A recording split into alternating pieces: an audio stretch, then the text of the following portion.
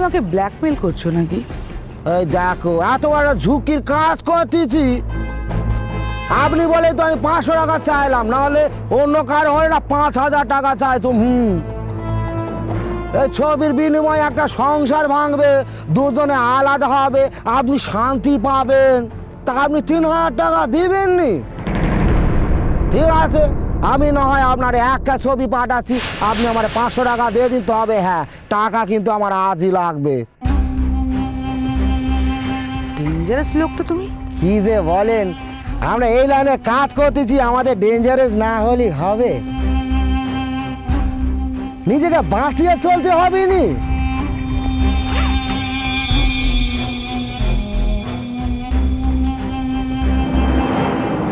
ছটা ছবির দাম। ছবি যে পাবোই তার কি গ্যারান্টি? শেখর মুখার্জি কখনো কথার খেলাপ করেনি, সে যখন কথা দিয়েছে তখন ঠিক ছবি পৌঁছে যাবে। এই যে আপনার সাথে এতদিন কাজ করতেছি, কোনোদিন কথার খেলাপ করেছি আপনি বলেন দিন?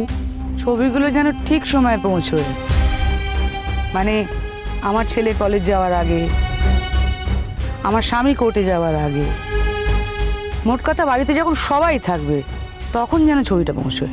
একবারে তখনই পৌঁছে যাবে, বেশ বাড়ি ভর্তি লোক, তখন দুম ফেটে যাবে একদম, বলতেছি।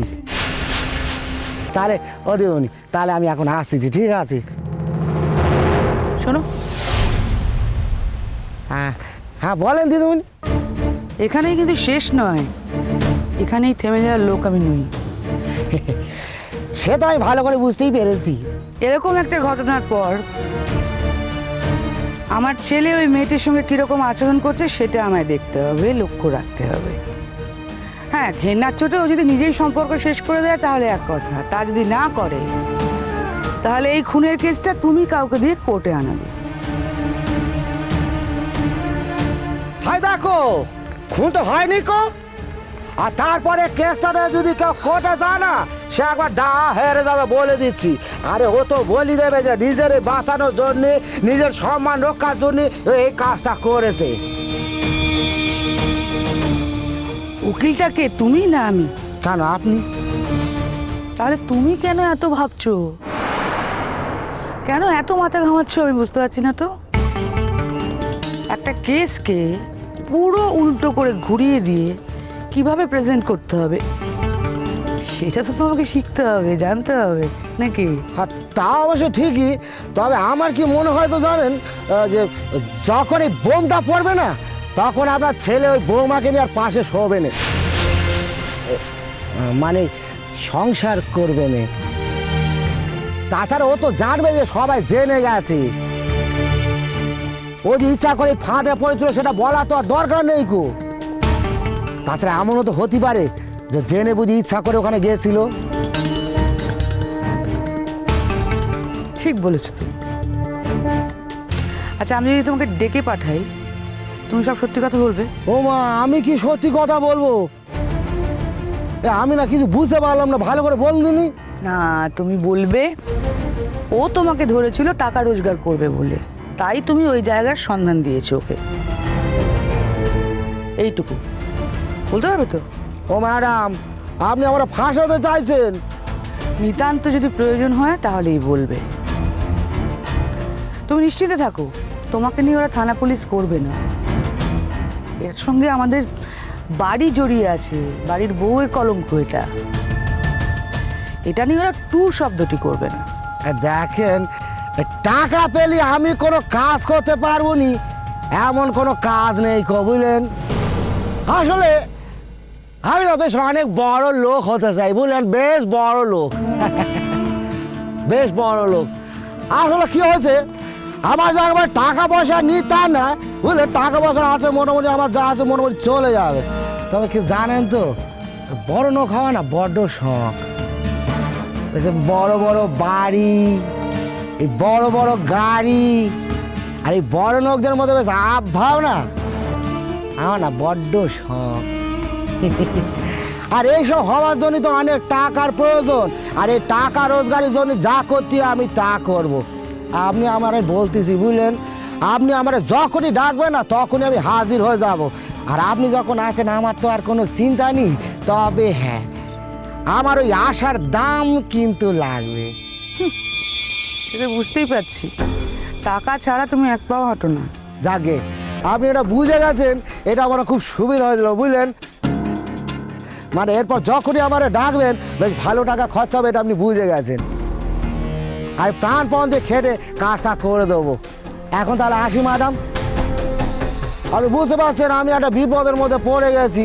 এরপর যদি আপনার বৌমা এখন সতী সাথী সেজে আমার পিছনে এখন হুলিয়া জারি করে দেয়, তারপর যদি তার স্বামীকে সব কিছু বলে বলে দেয়, তাহলে তো সে আমারে খুঁজবে না, তখন আমি কতটা বিপদে পড়বো বলুন দিনই। দেখছেন না কেমন ঢেকে ঢুকে আছি, একটু সাবধানতার ব্যাপার আছে না। আর যাকে আমি তাহলে আসি। ভয়ঙ্কর ধরিবাস মেয়ে। বাড়ির প্রত্যেকে ওকে কত সহজ সরল ভাবে, সেটা একেবারেই নয়। পুরো ব্যাপারটা চেপে গেছে, কাউকে কিচ্ছু বলেনি। আমার বিশ্বাস ভবিষ্যতে বলবেও না। শোনো, হ্যাঁ বলুন। যত তাড়াতাড়ি সম্ভব ছবিগুলো পাঠানোর ব্যবস্থা করো। হ্যাঁ, যখন আপনারা আমি কথা দিয়েছি ছবি ঠিক আপনার বাড়িতে পৌঁছে যাবে, তা বলতেছি কি এখন তাহলে আমি আসতেছি, বুঝলেন?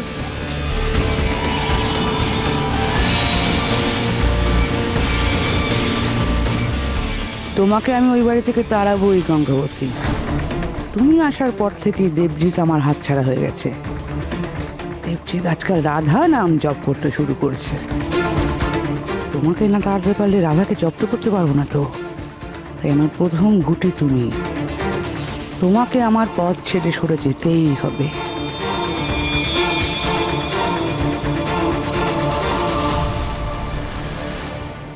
হ্যাঁ বলুন, কি সমস্যা? তুমি বলো। তুমি নিজের সমস্যা নিয়ে এখানে এসছো, তুমি সেই সমস্যা ওনাকে বলবে, উনি তোমাকে পরীক্ষা করে দেখবেন, সিম্পল। প্লিজ তুমি বলো না, তুমি আমাকে কেন বলতে বলছো? এখানে নাকামো না করে ডাক্তারবাবু যেটা জিজ্ঞেস করছেন সেটা বলে ফেলো। যে কারণে এখানে এসছো সেটা করো। কি হয়েছে? সমস্যাটা কি আপনি বলুন। আপনার ওয়াইফ তো দেখছি লজ্জা পাচ্ছেন, আপনিই বলুন। অবশ্য আমি অনুমান করছি, কারণ আমি নিজে একজন গাইনোকোলজিস্ট। আর আপনারা যখন আমার কাছে এসেছেন তখন তা কতদিন আপনাদের বিয়ে হয়েছে? এই তো 1 মাসও এখনো হয়নি। ও আচ্ছা আচ্ছা আচ্ছা, আই সি। কিন্তু বিয়ের আগে থেকে আমাদের যোগাযোগ ছিল, মানে আমাদের বিয়েটা অনেকদিন ধরেই ঠিক ছিল, হবে হবে। যে জন্য এসছো সেই কথাটা বললে ভালো হয়।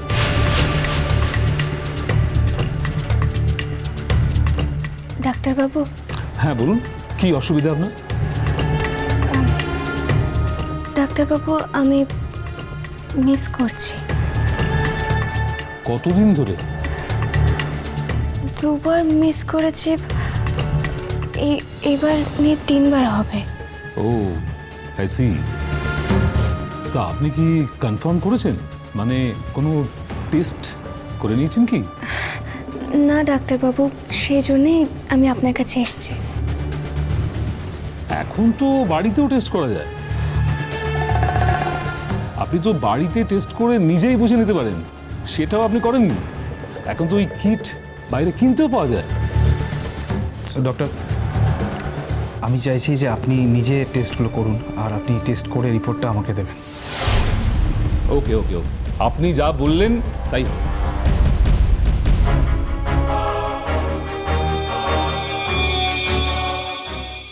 আসল ঘটনাটা তা নয়। মানে আমি তো আপনার কথা কিছুই বুঝতে পারছি না। আসল ঘটনাটা কি তাহলে? উনি আমার সঙ্গে সহবাস করেছেন ঠিকই, কিন্তু আমি কনসিভ করিনি।